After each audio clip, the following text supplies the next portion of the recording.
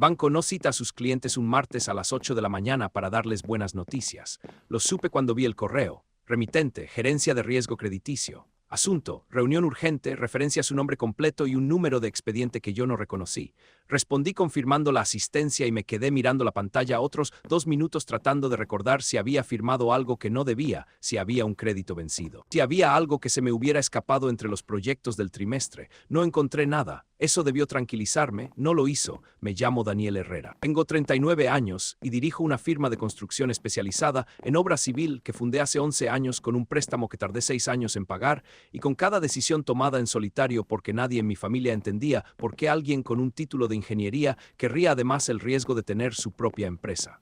Mi padre decía que era más seguro trabajar para otros. Mi madre decía que me iba a quebrar en 2 años. Ninguno de los dos lo dijo con maldad, solo con ese miedo específico de los padres que vivieron escasez y no confían en que la suerte de sus hijos sea distinta a la suya. Tengo un hermano gemelo, se llama Camilo. Nacimos el mismo día, crecimos en la misma casa, fuimos a la misma escuela durante 12 años. Ahí terminan las similitudes. Camilo siempre fue el simpático. El que hablaba primero en las reuniones, el que recordaba los nombres de todos, el que tenía el tipo de presencia que hace que la gente quiera estar cerca sin saber muy bien por qué. Yo era el otro, el callado, el que sacaba mejores notas pero al que nadie recordaba después de las fiestas. Durante mucho tiempo creí que éramos complementarios, que su facilidad con la gente compensaba mi facilidad con los números y que eso nos hacía un buen equipo. Durante mucho tiempo eso era lo que yo necesitaba creer. El martes llegué al banco 10 minutos antes. La asesora de riesgo me recibió con una carpeta gruesa y una expresión que no era hostil pero tampoco era la del banco cuando quiere venderte algo. Era la expresión de alguien que va a tener una conversación incómoda y ya se preparó para eso. Me senté, puse el teléfono boca abajo sobre la mesa y esperé. La asesora abrió la carpeta y me explicó que el banco había detectado una irregularidad en un crédito empresarial asociado a mi nombre y a mi número de identificación tributaria. Un crédito de 84 millones de pesos, aprobado 18 meses atrás, que llevaba 9 meses sin recibir ningún abono. Le dije que yo no había solicitado ningún crédito en ese banco en los últimos 3 años. Ella abrió la segunda sección de la carpeta y deslizó hacia mí una copia de la solicitud original. Mi nombre, mi cédula, mi firma, y al final del documento, en el espacio de representante legal autorizado, el nombre de Camilo Herrera. Me quedé mirando el papel durante 10 segundos que se sintieron más largos. Después pregunté si podía ver la documentación completa del expediente. La asesora tardó un momento, evaluando algo que yo no podía ver. Luego asintió y me pasó la carpeta entera. Eran 47 páginas. Las revisé todas. No salí del banco hasta las 11 de la mañana. Esa tarde llamé a Camilo. Contestó al primer timbre, como siempre, con esa voz suya de quien tiene todo el tiempo del mundo.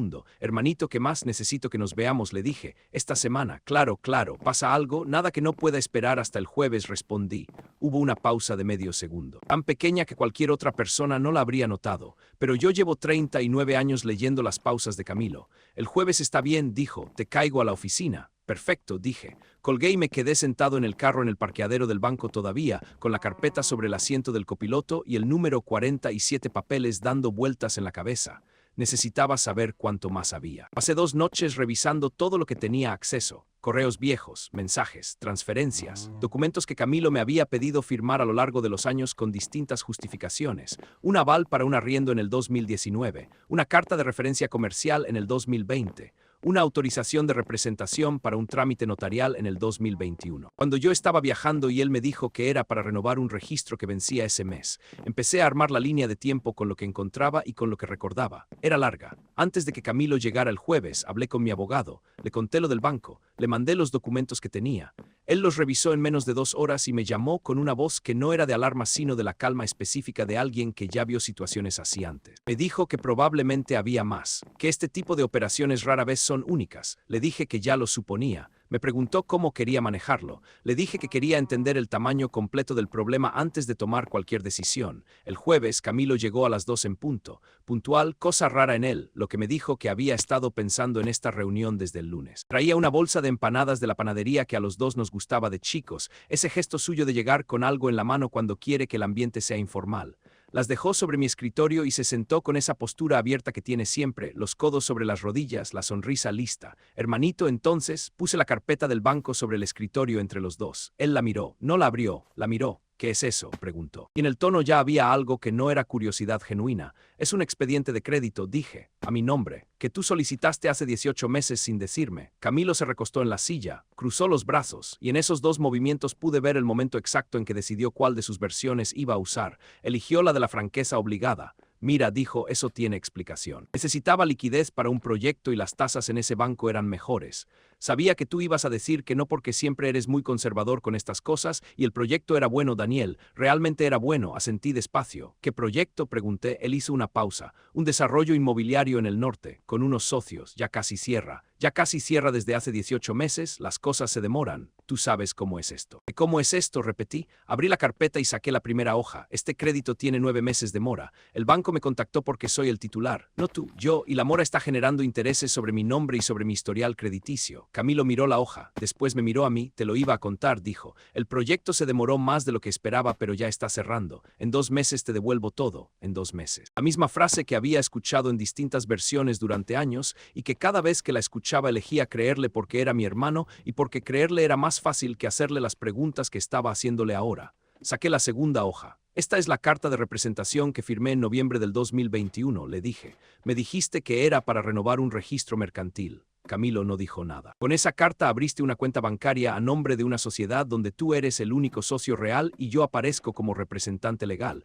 Esa sociedad es la que solicitó el crédito. Él descruzó los brazos, los volvió a cruzar. Eso es un tecnicismo legal, Daniel. La sociedad era para proteger los dos en el proyecto. Si algo salía mal, el activo no quedaba expuesto directamente. ¿Qué activo mío estaba en riesgo en un proyecto tuyo en el que yo nunca invertí ni un peso? Silencio. Saqué la tercera hoja. Esta es la autorización de aval del 2019. Me dijiste que era para un arriendo. Era para un arriendo. Era para garantizar un leasing de vehículos por 42 millones. 3 camionetas. A nombre de una empresa que aparece disuelta desde el 2022. Las camionetas no las reconocí de inmediato, pero recordé algo. Recordé haber visto a Camilo hace unos años en una camioneta plateada que me pareció cara para lo que él decía estar ganando en esa época. Le pregunté una vez y me dijo que era prestada de un amigo. Camilo se puso de pie. Caminó hacia la ventana de la oficina y se quedó mirando hacia afuera con las manos en los bolsillos. Mira, dijo, las cosas se complicaron. Tú sabes que yo siempre he tenido mala suerte con los proyectos. Siempre me llegan tarde las oportunidades, siempre hay algo que falla en el último momento. No lo hice para hacerte daño. Lo sé, dije. Él se giró, sorprendido por la calma en mi respuesta. Lo sé porque si lo hubieras hecho para hacerme daño, habrías elegido una forma más directa. Lo hiciste porque es más fácil usar el nombre de alguien que confía en ti que construir el tuyo propio, y porque calculaste que yo nunca iba a revisar con cuidado. Camilo no respondió. Pasé los últimos 2 días revisando todo lo que pude encontrar, continué. El crédito del banco son 84 millones. El leasing de los vehículos fueron 42. Hay 2 avalúos de propiedades que aparecen en documentos donde mi firma aparece como testigo aunque yo no estuve presente en ninguna de esas diligencias. Y hay una demanda de un proveedor contra la sociedad donde soy representante legal, que lleva 8 meses en curso y que mi abogado encontró esta semana porque nadie me notificó. Camilo se pasó la mano por la cara. Se sentó de nuevo. ¿Cuánto es en total?, preguntó. Mi abogado calcula que la exposición real está entre 160 y 180 millones, considerando los intereses acumulados y la demanda. Él exhaló. Daniel, yo te juro que no me jures nada, lo interrumpí. No porque esté enojado, sino porque ya no tengo interés en las explicaciones. Tengo interés en saber qué vas a hacer. ¿Qué puedo hacer? No tengo 180 millones. No los tienes ahora, pero tienes propiedades. Mi abogado encontró 2 inmuebles a tu nombre que podrían cubrir parte de la deuda. También tienes una empresa activa con flujo de caja, según los reportes de Cámara de Comercio. ¿Vas a demandarme? Voy a protegerme, Camilo, que son cosas distintas. Mañana mi abogado presenta una acción de nulidad sobre todos los documentos firmados mediante representación sin autorización expresa. Eso me separa legalmente de las obligaciones que adquiriste con mi nombre. Lo que quede después es tu problema. Él me miró durante varios segundos. Era una mirada que yo conocía, la misma que tenía de niño cuando algo no salía como quería y estaba calculando si había una salida lateral. Con los años la había perfeccionado. Se había vuelto más difícil de leer, pero yo llevaba 39 años leyéndola. No encontró salida lateral. Somos hermanos. Dijo, somos gemelos, no puedes simplemente. Puedo, lo interrumpí, y voy a hacerlo. Camilo se levantó, tomó la bolsa de empanadas del escritorio, ese gesto absurdo de alguien que no sabe qué hacer con las manos. Me miró desde la puerta con algo que podría haber sido tristeza, pero que más bien parecía la decepción de alguien que esperaba un resultado distinto. 3 años, Daniel. 3 años me has prestado plata sin decir nada. ¿por qué ahora? No te presté plata, Camilo. Nunca te presté plata. Firmé papeles que no debí firmar porque confiaba en ti, y usaste esa confianza de una forma que tiene nombre en el Código Penal. Él no respondió, abrí la puerta de la oficina. Él salió sin decir nada más. Escuché sus pasos alejarse por el corredor. Escuché el ascensor abrirse y cerrarse. Me quedé parado junto a la puerta unos segundos, mirando el corredor vacío, pensando en que habíamos nacido el mismo día, en el mismo cuarto, y que durante 39 años yo había confundido esa coincidencia con algo que no era. Cerré la puerta, me senté en el escritorio y abrí el correo de mi abogado. Había trabajo que hacer. Han pasado 2 años desde esa tarde, pero antes de ese jueves hubo años que ahora veo de otra manera. Los primeros meses de la firma, cuando todavía operábamos desde un cuarto en el apartamento que arrendé con lo último que tenía, Camilo apareció con la idea de entrar como socio. Dijo que tenía contactos en el sector, que conocía a gente en la alcaldía, que podíamos crecer el doble de rápido si trabajábamos juntos. Yo estaba solo, sin plata, con 3 contratos pequeños que apenas cubrían los gastos. La oferta sonó razonable. Le dije que lo pensaría. Estuve 2 semanas pensándolo. Al final le dije que no, que prefería construir algo propio aunque fuera más lento. Se ofendió. No lo dijo directamente, que no era su estilo. Pero durante 3 meses las llamadas fueron más cortas, las visitas familiares más tensas. Mi madre me llamó una vez a preguntarme por qué era tan individualista. Después del tercer mes, Camilo cambió de actitud. Fue de nuevo el hermano de siempre. Me ayudó a conseguir un contador, me presentó a un par de clientes que necesitaban obra menor, apareció en momentos justos con el gesto correcto. Yo lo interpreté como madurez, como que había entendido mi decisión y la aceptaba. Ahora entiendo que fue el momento en que eligió otra estrategia, no entrar como socio, usar al socio desde afuera. No fue un plan trazado en una tarde. Fue algo que fue creciendo despacio, oportunidad por oportunidad, firma por firma, primero pequeño y razonable, después más grande, después irreversible. Esa es la forma en que funcionan estas cosas cuando las hace alguien que te conoce bien, no de golpe porque de golpe uno lo ve, sino en capas tan finas que cada una parece apenas una más de lo que ya aceptaste antes. La acción de nulidad prosperó en 8 meses. Hubo una audiencia de conciliación a la que Camilo llegó con un abogado de los que cobran barato y hablan mucho. El abogado intentó plantear que mi participación en los documentos implicaba conocimiento implícito de las operaciones. Mi abogado le respondió en 2 párrafos. El juez escuchó los 2 párrafos y pidió que pasáramos a la siguiente etapa. Camilo no me miró en toda la audiencia. Yo sí lo miré. No por hostilidad, sino porque era la primera vez que lo veía en un contexto donde su facilidad de palabra no servía de nada, donde la simpatía no era una herramienta válida, donde lo único que importaba era lo que decían los papeles. Era como verlo sin el traje que siempre usó, sin el recurso que siempre lo protegió. Se veía más pequeño, no físicamente, de otra manera. Después de la audiencia salí al corredor y me serví agua de un dispensador que había en la pared.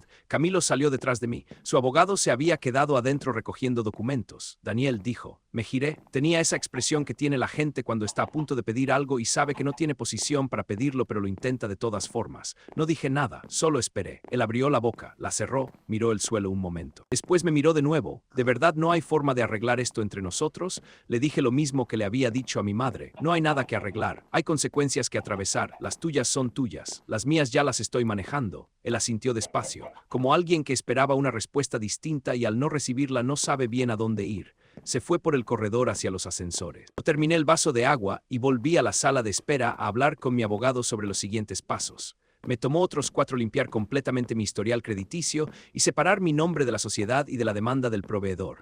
Durante ese tiempo no pedí ningún crédito nuevo y manejé la firma con los recursos propios del trimestre, lo que obligó a ser más riguroso con los contratos y paradójicamente nos hizo más rentables. Camilo tuvo que vender uno de los inmuebles para responder por la deuda del banco. La empresa que tenía activa cerró el año pasado. Estas cosas porque mi madre las menciona en las llamadas familiares con esa delicadeza específica que tienen las madres cuando quieren que uno sepa algo sin haber sido quien lo dijo.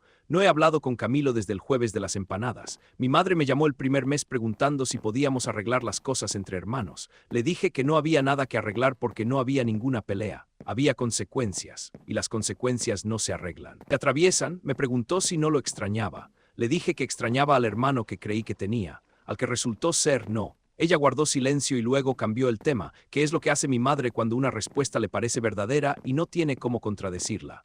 Hace 3 meses gané una licitación para un proyecto de infraestructura en la costa que es el contrato más grande en la historia de la firma. Cuando llegó la notificación estaba solo en la oficina. Me paré, fui a la cocina, me serví un vaso de agua y volví al escritorio. Nadie con quien celebrar, pero tampoco nadie con quien compartir lo que era mío. A veces pienso en lo que significa crecer con alguien que tiene tu misma cara. La gente siempre asumió que éramos una unidad, que compartíamos algo más profundo que los hermanos normales. En el colegio nos ponían juntos en las fotos. En las reuniones familiares nos llamaban como si fuéramos una sola cosa, los gemelos, como si ser dos nacidos el mismo día obligara a ser la misma persona en dos cuerpos. Nunca lo fuimos. Camilo aprendió a usar mi nombre para abrir puertas. Yo aprendí a construir las mías propias. Esa diferencia existió desde mucho antes del banco, desde mucho antes de los documentos y los créditos y las firmas. Yo solo tardé más de lo que debí en verla con claridad. El mes pasado encontré una foto del día que cumplimos 15 años, los dos con el mismo corte de cabello que mi madre nos hacía iguales porque le gustaba que pareciéramos idénticos. Camilo con esa sonrisa que siempre tenía lista para las cámaras. Yo mirando hacia un lado, distraído con algo que no aparece en el encuadre. La miré un buen rato. Después la guardé en una carpeta en el cajón de abajo. No la rompí, solo la puse lejos. Hay cosas que no necesitan destruirse para dejar de tener peso, solo necesitan encontrar el lugar correcto donde ya no estorben. Esta mañana llegué a la oficina a las 7, revisé el avance del proyecto de la costa, respondí correos, firmé 2 contratos nuevos con mi firma, solo la mía, en documentos que yo mismo leí antes de poner el nombre. A las 9 me serví el primer café. Fuera llovía sobre la ciudad con esa lluvia de martes que no avisa y que moja a todo el mundo por igual. Adentro todo estaba exactamente como yo lo había dejado. Mío, solo mío, y así es como debe ser. Nacimos el mismo día, pero nunca fuimos la misma historia.